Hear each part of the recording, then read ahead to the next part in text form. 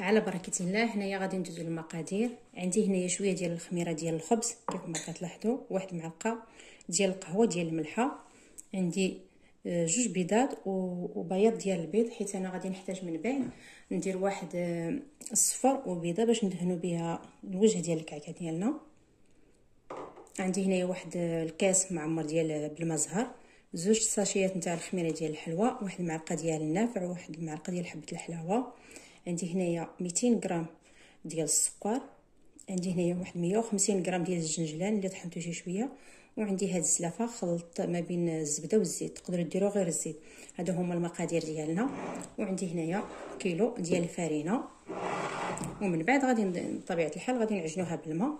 غادي ندير الماء الزهر لتحت باش هكذا العجينه الفرينه ما تخلط لينا مزيان داكشي كلشي. وغادي ندير هذاك الزبده والزيت، بسم الله. وغادي ندير دابا الفرينه بطبيعه الحال اللي مغربله، نزيد الخميره والملحه، ويمكن نضيف هاد العناصر كاملين.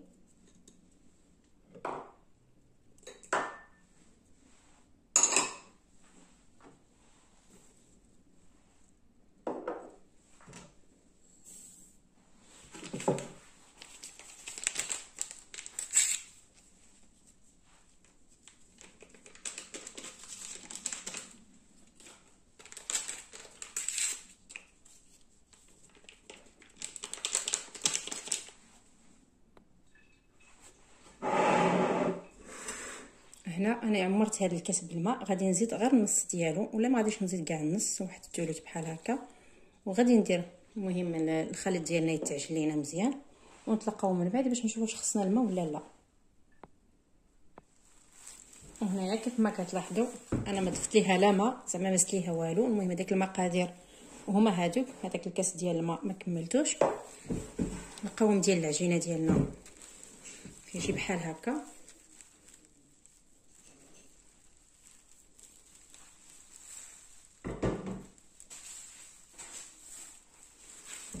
كيف ما كتشوفوا كتكون هكذا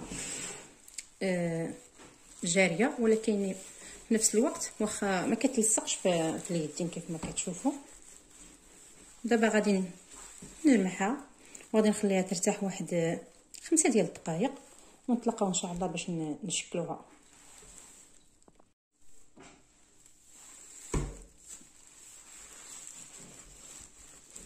هي العجينه ديالنا بعد ما خليتها واحد 5 ديال الدقائق ارتاحت. دابا انا اش غادي ندير، غادي نقطعها وغادي نعبرها باش تجيني هكذا، تجيني قد كيف ما كتشوفوا. غادي نحاول انا ندير فيهم 60 غرام، بغيتهم هكذا يكونوا شويه صغار ديريهم واحد 50 حتى ل 40 غرام. المهم انا غادي نقطعهم وغادي نعبروا زعما العجينه ديالنا، ونتلاقاو من بعد. هنا هي هذه هي العجينه ديالنا بعد ما قطعتها. بالنسبه للعجينه البنات راه ما درتش فيها 60 غرام، انا زدت واحد، المهم واحد درت فيها 70 غرام هكذا، زدت كبرتها شي شويه. ولكن نتوما من الاحسن الانسان يدير واحد 40 حتى ل 50 غرام هكذا، اللي بغى يديروا هكذا للدار باش ما يكونش كبير بزاف. صافي كناخذوا هكذا الا بغيتو كاع زعما تلويهم بحال هكذا، ديرهم بحال دي بودان بحال هكذا، ومن بعد تبداو تقطعوهم باش هكذا العجينه ما كتجبدش، كتعطيك الطعم اللي كتبغي تقطعيها، وكتزيد تبغي زعما تدلكيها بحال هكا كيف ما كتشوفوا.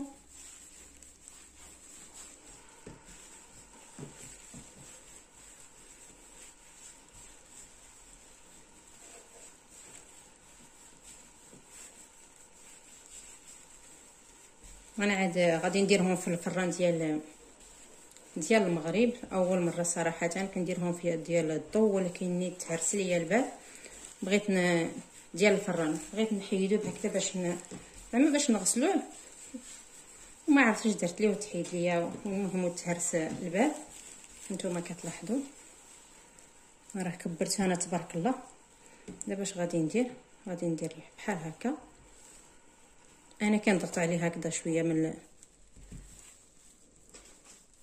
الفوق، اما كتاخدي المقص ولا كتاخدي شي حاجه هكذا باش تقطعوا بها. المهم غادي نوري لكم بجوج.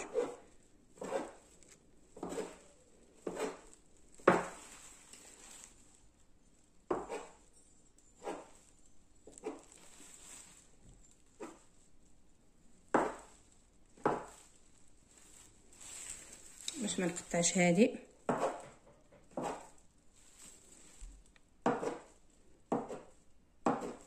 باش هكذا ما تبان ليناش البلاصه فين لصقنا هذاك الاطراف، غادي حتى هو ندير ليها بحال هكا. هانتوما كتلاحظوا الكعك ديالنا. دابا غادي نديها اللاطه،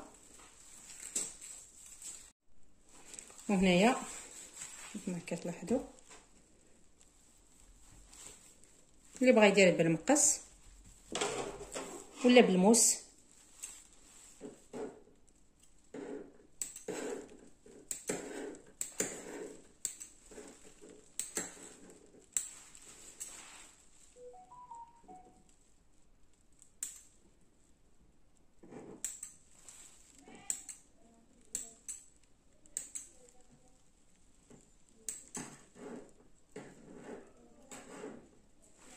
انا كتجيني هكذا احسن، زعما كتجي دغيا كنقطعوها المهم بحال هذا الشكل هذا كيف ما كتشوفوا.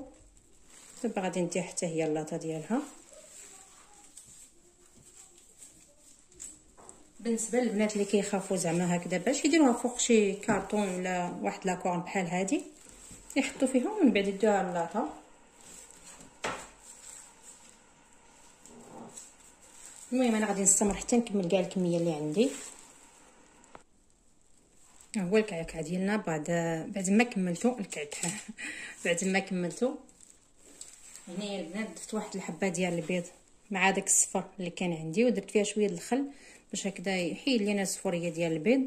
الا عندكم هذاك لاغوم ديال الفاني زعما ليكيد من الاحسن، هو كيعطي واحد الذوق ميم حتى سميتو الكعك ديالنا اللي هو مزيان.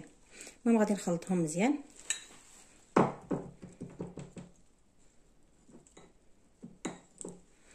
اللي بغى يضيف شويه ديال قهوه سريعه الذوبان يقدر يضيفها. انا صراحه ما كتعجبنيش لا في الفقاس لا في المهم في كلشي ما كنديرهاش. وصافي كناخذ الوجه ديال الكعك ديالنا وكندهنو. حاليا نشعلت الفران كيف ما قلت لكم، غادي نطيبوه في الفران ديال المغرب ونقصت ليه بزاف. درت المهم هكذا النار تكون هاديه باش هكذا يطيب على خاطرو، يكون عندنا الكعك اللي كيكون مقرمش. كندهنو مزيان كيف ما كتشوفوا. بعد ما كندهنو بهذه الطريقه هذه كناخذوا شويه ديال الجنجلان هكذا وكنديرو من الفوق.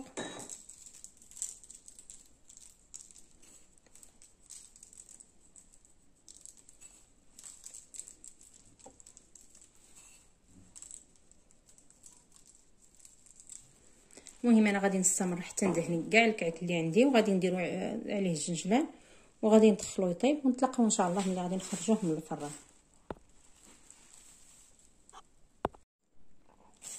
هذا هو الشكل النهائي ديال الكعك ديالنا كيف ما كتشوفوا. صراحه راه كيجي زوين بزاف، لا في الذوق ديالو ولا في الشكل ديالو. واخا صراحه الفران ديال الطياب زعما ديال حتى اللي كنجيبوه من المغرب ماشي بحال ديال الضو، حيت هذاك ديال الضو كيخلي زعما هكذا كيكون محمر مزيان وكيكون المهم ماشي الطياب ديالهم ماشي بحال ولكن حتى هذا كيف ما كتشوفوا الطياب ديالو المهم راه حتى هو زوين. نتوما كتلاحظوا الشكل.